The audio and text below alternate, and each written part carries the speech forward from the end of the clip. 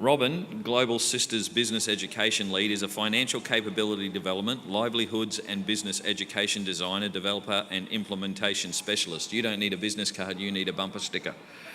Robyn is the founder and principal consultant of Next Step 2, operating throughout Australia and within the international development sector. Robyn has over 17 years' experience working in the responsible, inclusive financial and livelihood development space.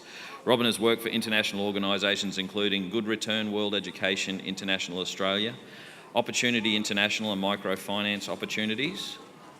Further, Robyn has worked as a lead consultant with World Vision Fund, Planet Finance, Centre for Financial Inclusion, CGAP and a number of national banks in Asia and the South Pacific. Within Australia, Robyn has worked with the Social Ventures Australia Social Impact Team, the ANZ Emerging Leadership Development Program and Many Rivers Microfinance. And so, Robyn, do you have a presentation, a multimedia presentation, or it's just you and I can do an interpretive dance for you if you need it? Please, would you put your hands together for Robyn? Is there a microphone or just... Yeah.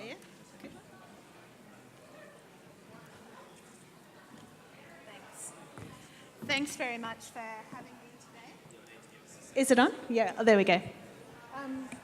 So I wanted to ask you, what is our next big, bold move as a sector? And I want to emphasise the word our, and I want to emphasise a social enterprise sector. The first time that I came to Logan in the capacity of Global Sisters, I met with Tony, and anyone who's ever met Tony or heard about Tony knows how inspiring he is. And he told me this amazing story about the re-establishment of the train between Bahania and Beaudesert. And what motivated a lot of my thoughts about sharing today came from that story. Now, you can refit a train, you can polish it, you can get the engine reconditioned so it's ready to go.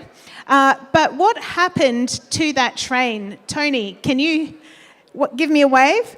So when they tried 12 years ago to get the train going with all of the hopes around economic development for the region, what happened? The tracks, something happened because the tracks weren't fit for purpose. And what I want you to think about today as I'm sharing about Global Sisters is, what is our next big, bold move as a social enterprise sector? We want to do great things in Logan, in this region, with social enterprise, but are the tracks that we're running on fit for purpose? It's not actually my job to tell you how to fit out your train or how to polish your train. And I'll share with you what our train looks like at Global Sisters. But as a sector, what is our next big, bold move going to look like? So what I wanted to start with is helping to understand who Global Sisters is. We are a social enterprise by our own declaration. However, there isn't a legal structure for social enterprise. So we're registered as a charity, but we also have trading status, and we're navigating that space. But wouldn't it be fantastic if there was an actual legal structure for social enterprise? And I know social traders would definitely agree with that. We are at the very beginning of our journey. We have started trialling what we have as a model in Sydney and Canberra, in Melbourne, and recently we expanded into the rural Victorian region of the Hume, and have since June been working to get to know the region in Logan to Ipswich corridor. What do? Global Sisters was established by a lady called Mandy, who was working for Social Ventures at the time, and found that many of the women who wanted to start businesses, or in fact had great ideas, were needing the same type of support over and over. My background in international development is about creating livelihoods, about access to microfinance and about seeing people build resiliency through financial independence. And so we wanted to see what could be done in Australia, not just for those who already have opportunities, but for those who feel excluded, isolated, disadvantaged in some way from participation in the regular workforce, and what could be an end-to-end service that could wrap around them to give them the greatest opportunity to take an idea to a thriving business. So in starting up, we wanted to make sure that we provided a program that laid a roadmap out for people. There are a lot of incubators and a lot of workshops out there, but for someone who doesn't have time or resources to waste, how do you leverage your resources in the most efficient way?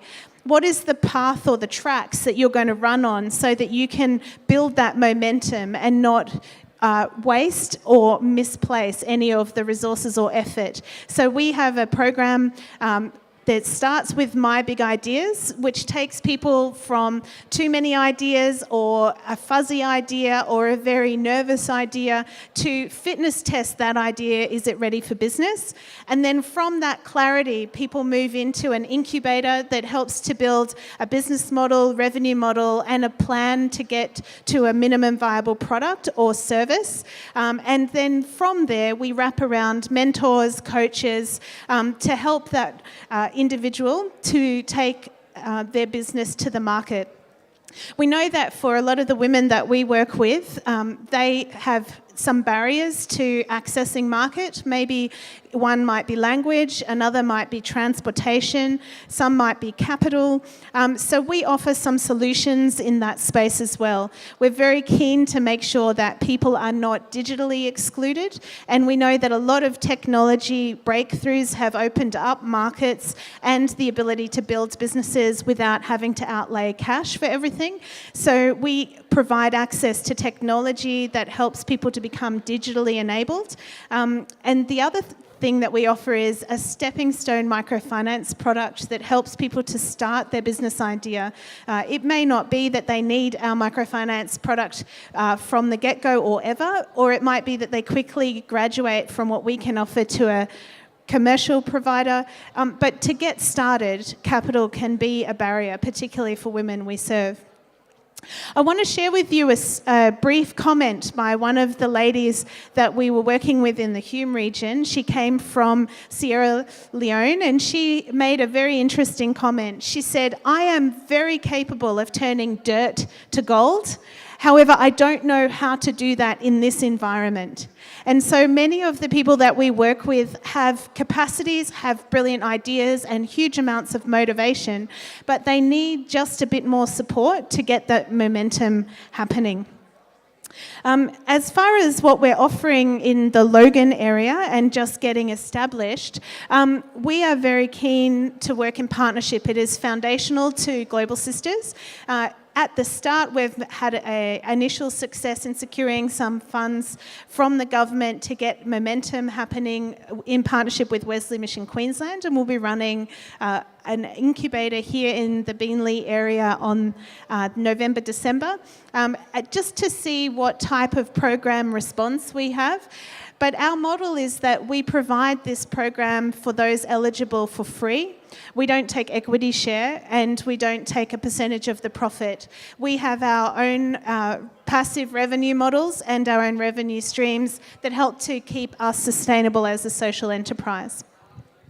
So what I wanted to actually leave with right now is, again, this challenge of what is the next big, bold move that we are going to make as a social enterprise sector. At the moment, with Christian Porter, Minister Christian Porter, it is a really opportune time for us to join together, to come together, as Chad was saying in his presentation, to be more than just ourselves and to actually create a compelling discussion around policy change that would create a more enabling environment for social enterprise. So I just want to finish with a brief mention about a story to do with the express lane in the shopping centre. I don't know how many of you are busy and you go into Coles and you don't necessarily want to use the self-checkout, so you go into the express lane, but you're second in that express lane. And you look to the person in front of you, and what is the first thing that you do if that express lane is not moving at an express pace? What is the first thing that you do? You start counting the number of items in the trolley in front of you. And you want to know, why is that person in this particular lane if they have more than 12 items? And you start to express your dissatisfaction with their choice, with a lot of huffing and some body language. But then when they come to pay, they pull out a token or a voucher.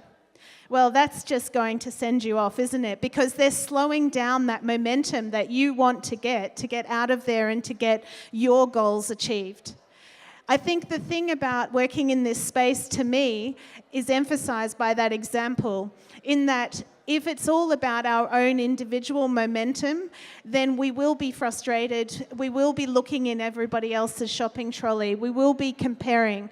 But if we see that our next big, bold move as a sector is not about our own pace and momentum, but about what are the tracks that we're running on, and are those tracks fit for purpose, and how can we together actually create a dialogue to create the change needed, then I think we have an exciting future together to create an ecosystem that will support social enterprise. So thank you for having me, and come and see me at the back.